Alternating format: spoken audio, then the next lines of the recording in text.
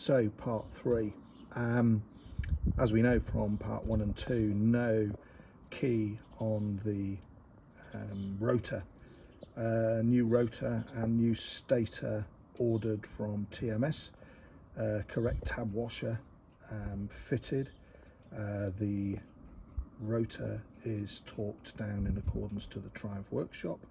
Tapped the key in, checked it was flush, cleaned the keyway on the crank, and gently tapped using a socket that was the same diameter as the inner core of the rotor.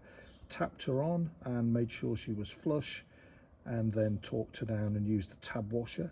I used a shimming kit from an Alton electric start kit. Alton, for those that don't know, make an electric start for the Norton. They're about £2,000. They provide a shimming kit for fitting it, and I fitted the shimming kit all the way around to check clearances, and it worked first time. I did a dry fit. You can see the photos flashing up now whilst I talk. Hand cranked the engine over to check there were no high points on the shimming, and that the gap between the stator and the rotor was good. As ever with any old bike, the challenges were getting the, in my case it's a 2-wire stator to connect to the chocolate block. It's tight there, but that is just what we live with. Slightly delay because I had to take off the offside airbox to uncrimp the tie wraps I'd used for the alternator main loom. But yeah, the wires are connected, and furthermore, when I did an engine run, the output was showing just up to 14 volts before the Podtronics kicked in and cut her off. But yeah, successful. Clutch is still noisy. I've checked the clutch, but it is what it is. I've checked for chatter on the plates. Forgive me, I'm racing between literally thunderstorms, so I didn't video everything that I've done, but the bottom line is the deep noise rumble has more than 70% gone.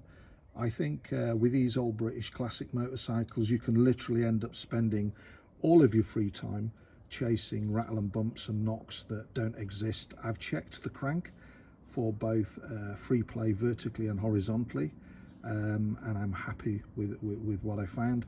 I checked that the keyway was tight on the crank XXX cog drive unit, and now I'm going to use some well seal with the gaskets that I've bought to put the primary case back on and build my Triumph back up. That pretty much concludes me chasing down a low knocking rumble coming from my primary side.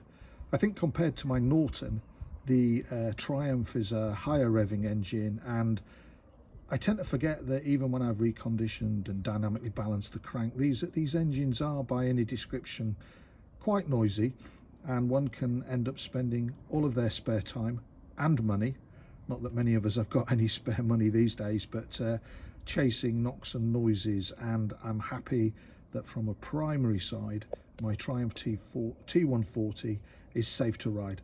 Thanks for watching. I hope you've enjoyed this 3-part series, and please think about hitting the subscribe button. It helps me grow the channel.